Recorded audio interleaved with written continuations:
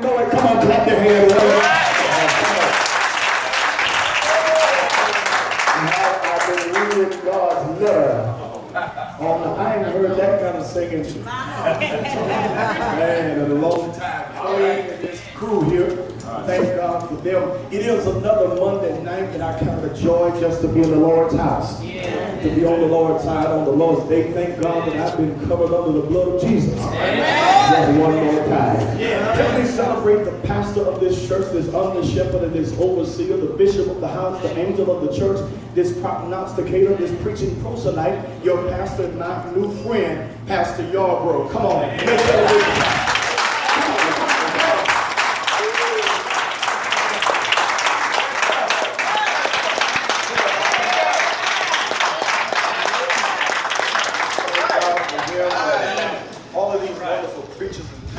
Gospel statisticians of the curriculum that sit with me in the pulpit and even in the pews. I greet you in the name of Calvary's only conquering champion, Jesus the Christ. It's at his name that every knee must bow. And every tongue must confess that Jesus is Lord. To these deacons and to these mothers and to all of you, my father's children, it's just good to be alive. Amen. Some of y'all looking sad tonight, but I'd rather be here than to be in the best hospital in town.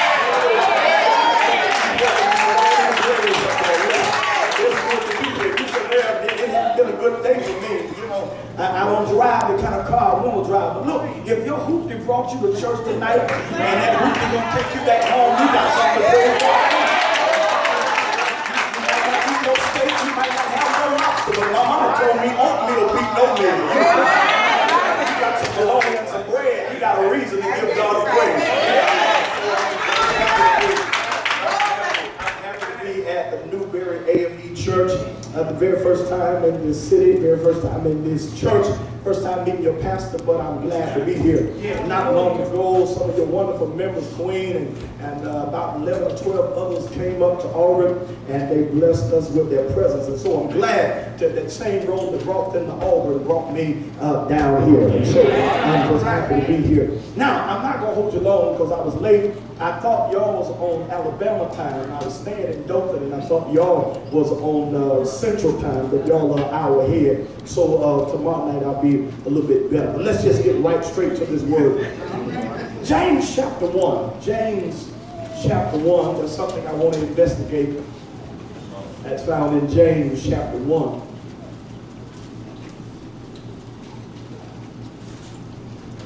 James chapter 1. I want to look at verse 1 through 3. The Epistle of James, chapter 1, verses 1 through 3. When you find James 1, say, Still looking for it, say, wait on me. James, chapter 1, verse 1 through 3. If you're anywhere around Genesis, you're in the wrong neighborhood. James chapter 1 and verse 1. The Bible will give us this intelligence. James, a servant of God, and the Lord Jesus Christ, to the 12 tribes which are scattered abroad, he says, greetings. Verse 2 says, my brother, count it all joy when you fall into divers temptation. Verse 3 said, knowing this, knowing what? That the trying of your faith worketh patience. Verse 4, and I'm finished, says, but let patience have her perfect work, that you may be perfect and entire, wanting nothing. Can you say amen? That's enough. You can be seated. The grass withers and the flowers fade, but the word of our God shall stand forever. Look back at that verse 2, because that's what I want to pull, what I want to talk about tonight. It says, my brethren, count it all joy when you fall into divers temptation. My brethren, count it all joy when you fall into my brethren, count it all joy when you fall in. I want to talk for a moment tonight using that as a subject. I still have joy. All right. I still have. Just look at somebody going to me and tell them I still got joy. That's the wrong neighbor. They didn't like you. I can tell how they talk to you. Find one more neighbor and tell them I got joy. Still Have joy. Ladies and gentlemen, brothers and sisters, saints and sinners, in order to really appreciate this epistle of James, you have to become a little bit more acquainted with the author. James is an impressive man, for he opens this epistle by saying, James, a servant of God and the Lord Jesus Christ, to the 12 tribes which are scattered abroad, he says, greetings. Yeah. Now, in that brief introduction, you learn two things about James. First of all, you see his distinction as a submissive servant. Watch this.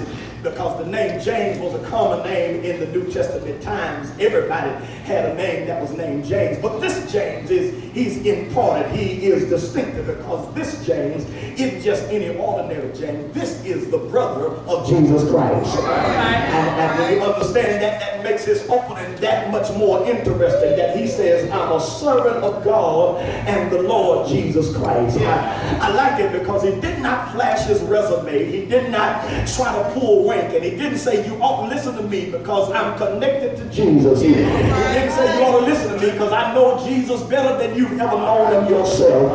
But he simply says, I'm a servant of God and the Lord Jesus Christ. In other words, James says, Jesus is my brother in my house, but I'm his servant in his house. And here's what you got to understand, that whenever it comes to the work of the Lord, you've got to come to the realization, brothers and sisters, that all you are is a servant. Y'all ain't talking to me.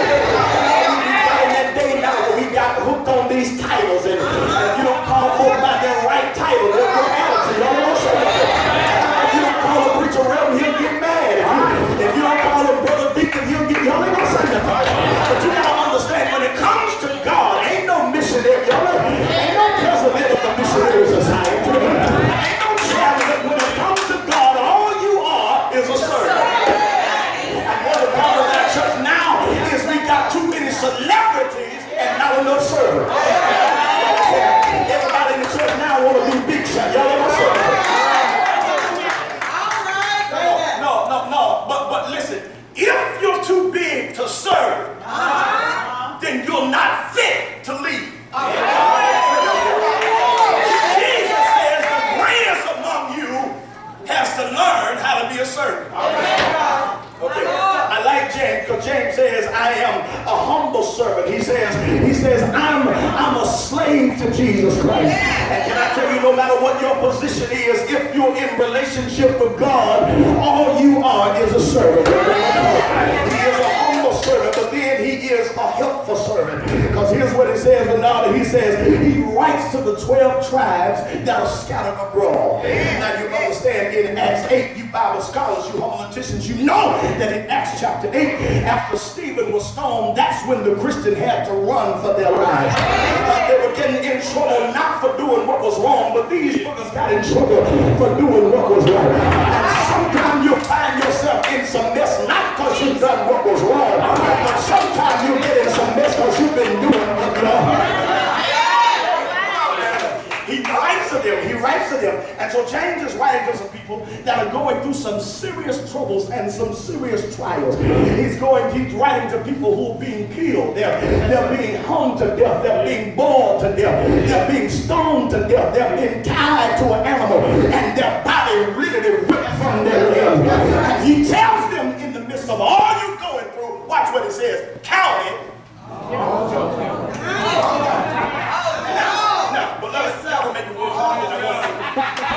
It's funny to me that he opens the epistle by saying, count it joy. Watch what it says. When you fall. Watch it. Now, there's a few things I will lift from the text, and I'll bid you good night. First thing I see in the text is the method of trials. Can I tell you, from the time you were born until the time you die, you live in a world that's polluted with troubles and trials. No, there ain't no way to get around them. I don't care how saved you are. I don't care how anointed, I don't care how much you speak in tongues, no trouble gonna come your way. And James suggests number one, when it comes to troubles, they are unavoidable. But he says when you fall, he didn't say if you fall. Listen, they're unavoidable. And a lot of Christians have backslidden on God because they thought salvation was an exemption ticket from trouble. So they thought once they got saved, all their trouble was going to be over. But I tell you, really, you ain't had no trouble until you start trying to live with God. You don't know what it is to have people lie on you. Watch this. The truth is, you're going to have to suffer sometime. And we raised up a church now that don't want to talk about suffering.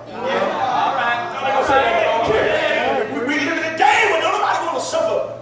But how you going to get to heaven with a manicure on your hands? And Jesus got a hole in his.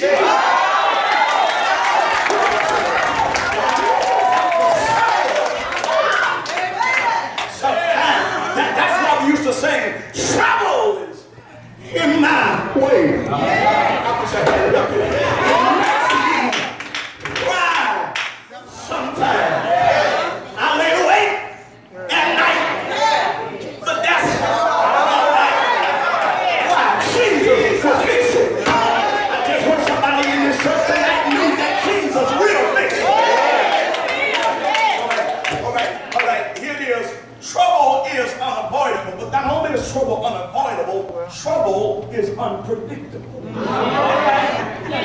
Notice what he says, when you fall into divers temptation. Now that word diver literally means multicolored. It means a multiplicity of troubles. Can I tell you, trials come in all different kinds of ways. That's why you can't judge folks when they going through. Just because you ain't going through the same thing they going through. Because it might be raining on your house this morning. They say that. But that cloud can move to my house by tonight. Troubles are unavoidable. Troubles are unpredictable, but then troubles are unenjoyable. I'm preaching good, you just don't hear me. I said troubles are unenjoyable. Now, I've been in church all my life, and I've heard a whole lot of testimonies. But I ain't never heard nobody testify, thank God I'm in trouble. Oh, no, I ain't never heard nobody say, praise God, I can't pay my bill. Because troubles are unenjoyable. Troubles are unenjoyable. And so that's why I was tripping when I know trouble ain't no enjoyment in trouble. That's why I start tripping when James says, count it joy. I said to James, where is the joy? Where is the joy in doing good? But ain't nothing good happening to you. Where is the joy in treating folk right who treat you wrong? Where is the joy in loving Negroes who know don't love you back? I said, James, I don't understand. Where is the joy in giving God his tithe and my offering? When I ain't got but a little bit of money, and I still gotta pay bills and buy food at my own. James, you gotta help me. What do you mean, sir? Count it all joy. Watch this. And so not only do I see the method of trials, but then I see the meaning for trials. Somebody said there's a meaning to it. That's a meaning to it. Why does God have me in the midst of what I'm going through? I've got to understand there's a meaning for it. Please understand there's a purpose and a plan for everything that happens in your life. It's in the text. It's in the text. I can make this in the text. First of all, trials are meant to measure your faith. All right. Listen, check this out. You don't know how strong your faith is until you run up on a test. Come on. Now, it's easy for you to walk around talking faith when everything is good. It's easy for you to say God is a provider when you got plenty of money in your bank. But it's a little bit rougher to say God is a provider when you pat your pockets, ain't nothing in there. When you got a bank statement and you got a negative one, it's easy to tell somebody else God is a healer and you ain't never been sick. No, but the test of your faith comes when trials come your way. Can I tell you, a faith that has never been tested is a faith that can never be trusted. Verse